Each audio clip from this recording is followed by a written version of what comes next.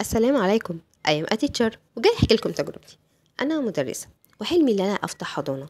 قعدت اخد كورسات واطور من نفسي عشان اكون قد المسؤوليه.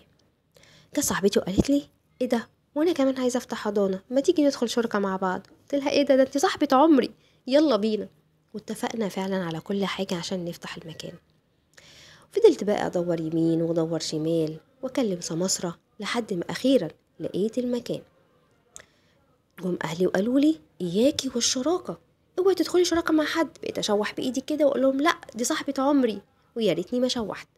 فتحنا الحضانه وكنت في قمه السعاده والفرح، واصحى بقى بدري واحضر حاجتي تيتشر بقى، وكنت جاهزه من كل حاجه. هوب، بدات تحصل مشاكل بينا، والمشاكل عماله تزيد تزيد تزيد لدرجه اني بقيت اكره اروح الشغل. طب اعمل ايه؟ افضي الشراكه؟ قلت لا، انا هصلي صلاه الاستخاره.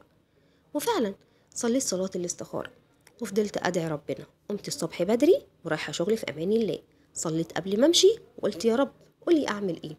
تخيل رحت لقيت إيه؟ رحت لقيت الكلام متغير. إيه أنتي بتقولي إيه؟ والله زي ما بقولكوا كده. قلت لها أنتي إزاي تعملي كده؟ إزاي تغيري الكلام من غير ما تقوليلي؟ قالت لي إحنا مشاكل بينا كتير بينا كتير، ده ما يديكيش الحق إنك تغيري الكلام من غير ما تقوليلي.